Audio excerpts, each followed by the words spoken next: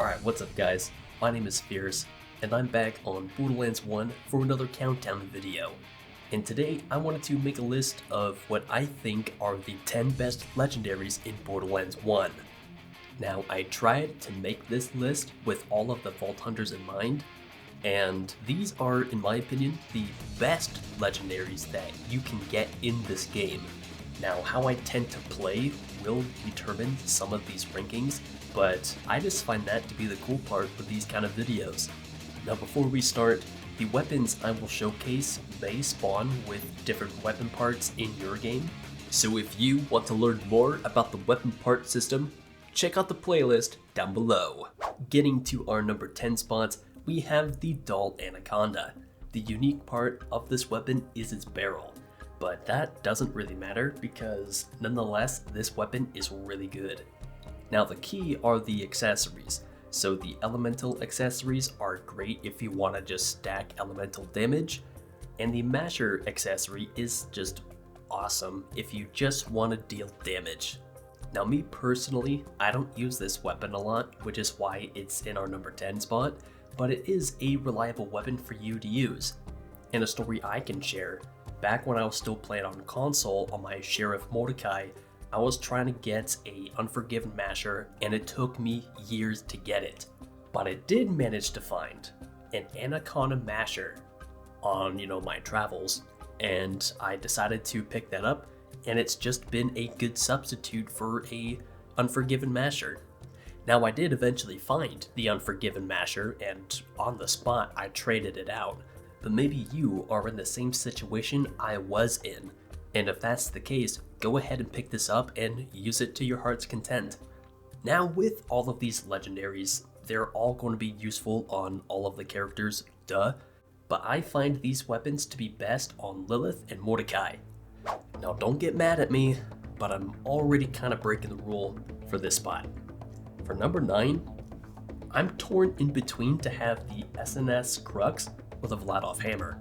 For both of these shotguns, their unique part are the explosive accessory, and I really can't decide what I like more. The Crux has a fixed firing pattern, which is in the shape of a cross, so this can allow you to gain some distance between enemies and possibly pop off consistent crits. Then if we add the fact that it has just a good mag size, you can do some decent damage. And then the hammer just has great damage and a good fire rate, allowing you to just deal a whole bunch of damage right up close to the enemy. And if you're playing Brick and Roland, you can just increase the damage even more. So let me know down in the comments which of these two you like more. For now, my opinion is that they both earn the number 9 spot, and I find these weapons to be best on Brick and Roland. Now if you're not mad at me already, this definitely will. For our number 8 spot, I have the Defiler. Now some of you may not like that decision, but hear me out. The unique part of the Defiler is the unique part of the Defiler is its accessory, and like with weapons like the Volcano and the Hellfire, it doesn't actually reduce your base damage, but in fact increases it, which just by itself, that just makes this a really good weapon.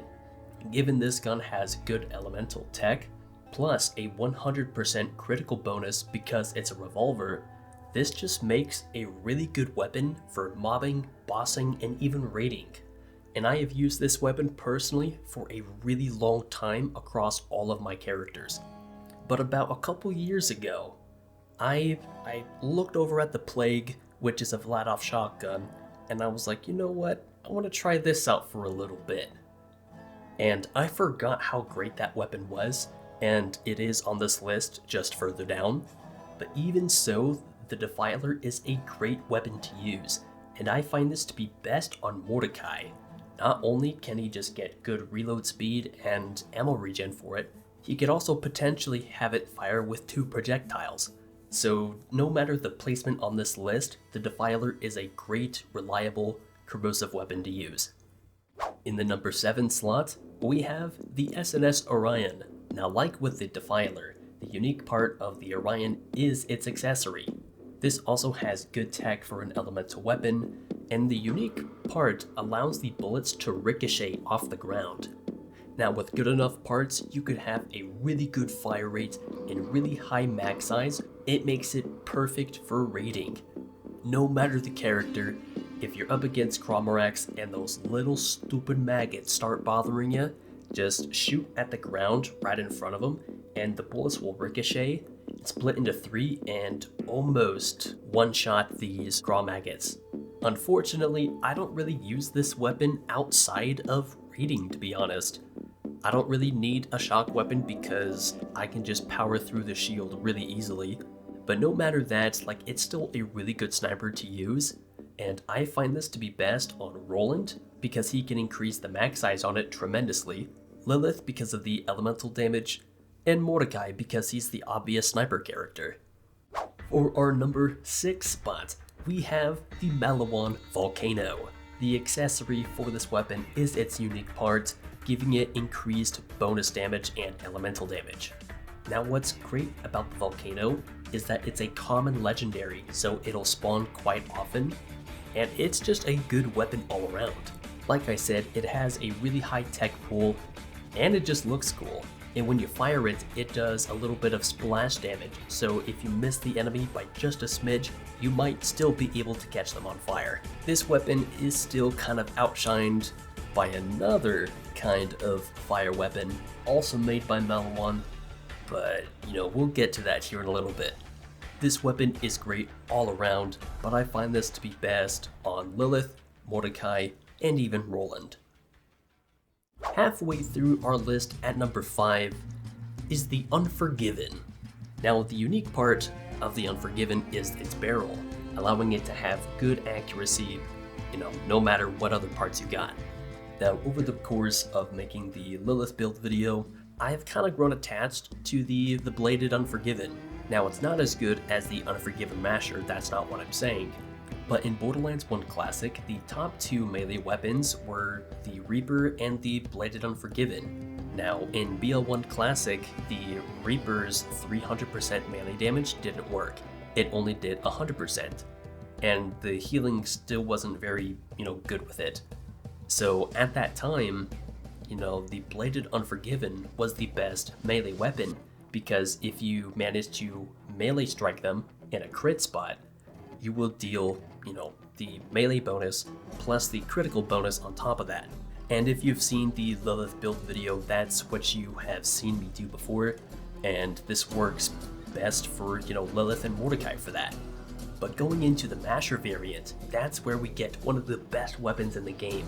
Having 6 pellets be able to do, 200% critical damage on a fast fire rate weapon is just crazy.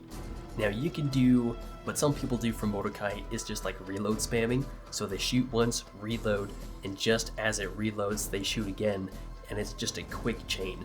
Personally, I'm not good at it, and I tried, and with the footage I've been able to get, I've just failed miserably, but it's also a good weapon to just kind of take patiently, aim down the sight, aim for those crits, and maybe use your Bloodwing to daze the enemies around you to make it easier. But this is a great weapon all around, but I find this to be best on Mordecai for a gun build, and maybe even him and Lilith if you want to use a melee build. Alright, we're getting into the good stuff. At number 4, we have the Bunker SMG. Now before the Bunker boss existed, this SMG existed. The unique effect of the bitch SMG is its barrel, allowing it to have good accuracy no matter the parts. Now the special effect of the bitch doesn't work, and that's unfortunate, but the SMG still works fantastic. With its high accuracy, reload, recoil, and damage, this gun will just hold up no matter what. Now the double accessory is the best, obviously, but the elemental versions are really good too, especially if you're good at hitting criticals. You can just deal the bullet damage and the extra dot damage just on top of that. And no matter the Vault Hunter, this weapon is good with any variant on any character. In third place, we have the Plague Shotgun. Known on the weapon card as the Vitriolic Crux, it's actually known as the Plague in the code, but for some reason it's a glitch.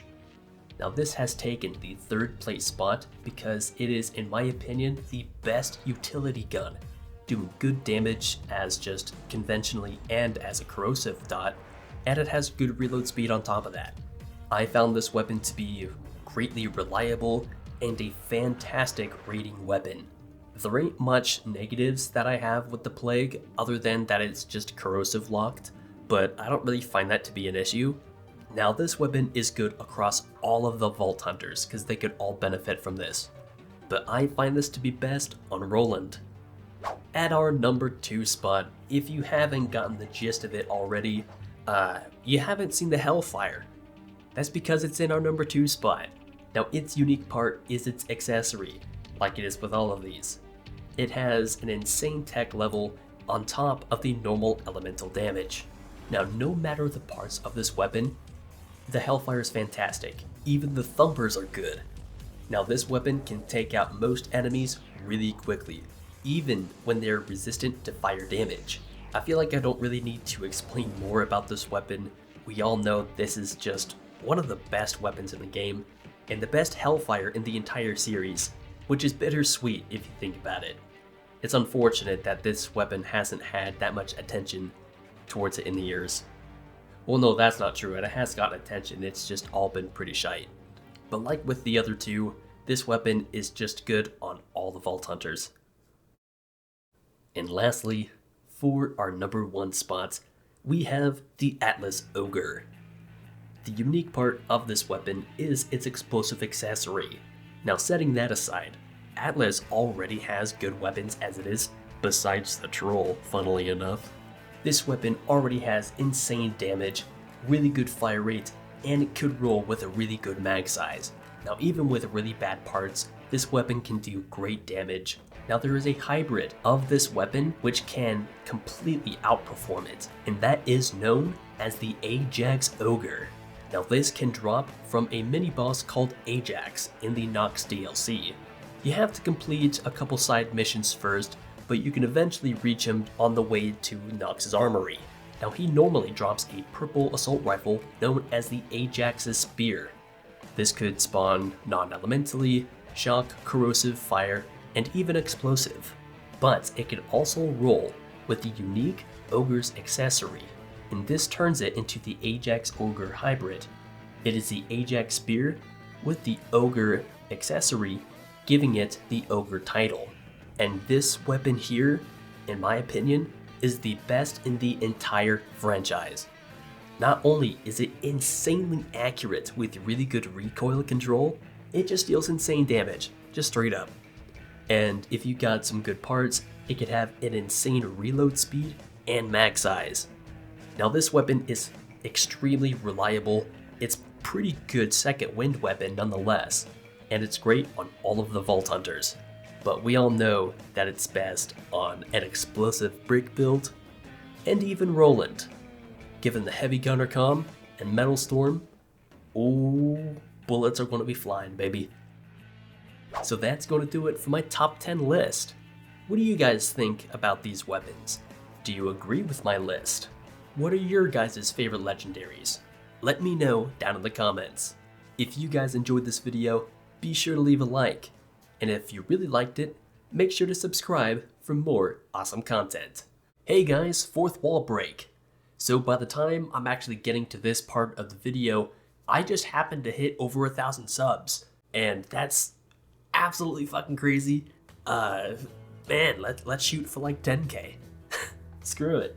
I have already stated and you guys have voted what you want the 1,000 sub special to be, and it's not going to be this video. This is just typical Fierce Chimera programming, so you're going to get this video, and then either the next video or the one after that, that's going to be the 1K special. But anyway guys, my name is Fierce. I hope you guys have a great rest of your day, and I'm going to see you all in the next one. See ya.